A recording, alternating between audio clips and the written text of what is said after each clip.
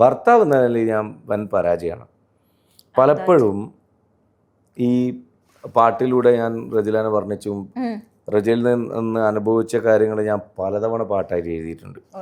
സത്യസന്ധമായ കാര്യങ്ങൾ, അത് അവൾ വന്ന പാടിട്ടുള്ള കാര്യങ്ങൾ. അതിനുശേഷം എൻ്റെ വിവാഹത്തിൻ്റെ 5ാം വാർഷികത്തിന്, 15ാം വാർഷികത്തിന്, 10ാം വാർഷികത്തിനൊക്കെ ഞാൻ പാട്ട് സമർപ്പിച്ചിട്ടുണ്ട്.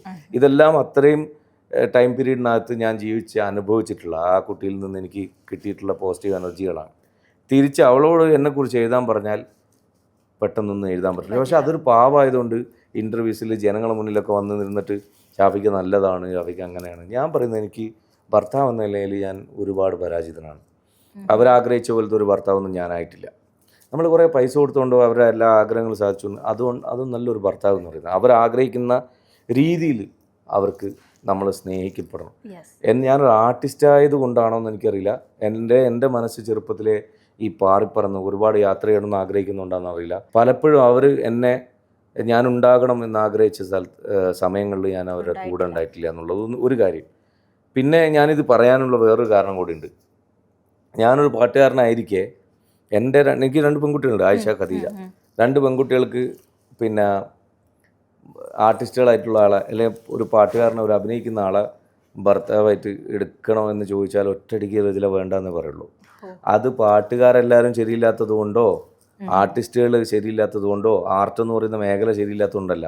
ഞാനൊരാൾ ആർട്ടിസ്റ്റായിരുന്നിട്ട് ആ കുട്ടി അനുഭവിച്ചത് അങ്ങനത്തെ കുറേ കാര്യങ്ങളാണ്. അതുകൊണ്ട് എന്തുണ്ട്, അവൾക്ക് പേടിയാണ് അവളെ പെൺകുട്ടികൾ അങ്ങനെ ആയിപ്പോരുത്. എൻ്റെ ഈ ഷാഫിക്കാനെ കെട്ടിയോണ്ട് ഞാൻ അനുഭവിച്ചത് എൻ്റെ മക്കൾക്ക് ആ കണ്ണീര് വേണ്ട എന്ന് വിചാരിച്ചിട്ടാണ്. അല്ലാതെ മറ്റുള്ള ആർട്ടിസ്റ്റുകളുടെ കുടുംബജീവിതമൊന്നും എന്നെപ്പോലെ പിന്നെ ഈ മെനയില്ലാത്ത ഭർത്താക്കന്മാരായിട്ടല്ല.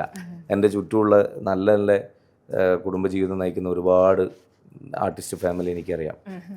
അതുകൊണ്ട് നമ്മളെ മേഖലയല്ല പ്രശ്നം, റജിലൻ്റെ പ്രശ്നം അതല്ല. കാരണം അവൾ ജീവിച്ചത് ഒക്കെ, അവൾ ഇന്ന് സുഖസുന്ദരമായി ജീവിച്ചു പോകുന്നതൊക്കെ ഞാൻ പാട്ടിൽ നിന്ന് സമ്പാദിച്ചതാണ്. അതുകൊണ്ട് ഈ മേഖലനോടല്ല വെറുപ്പ്. വ്യക്തിപരമായിട്ട് എന്നോട് വെറുപ്പുണ്ടെന്നല്ല ഞാൻ പറയുന്നത്, എൻ്റെ അടുത്ത് നിന്ന് അനുഭവിച്ചത് കണ്ടിട്ട് പേടിയുണ്ടെന്നുള്ള ആ പേടി വരണമെങ്കിൽ തീർച്ചയായിട്ടും ഞാൻ നല്ല ഭർത്താവല്ല. അപ്പോൾ ആ 4 കാര്യങ്ങൾക്ക് ഉത്തരം കറക്റ്റായി.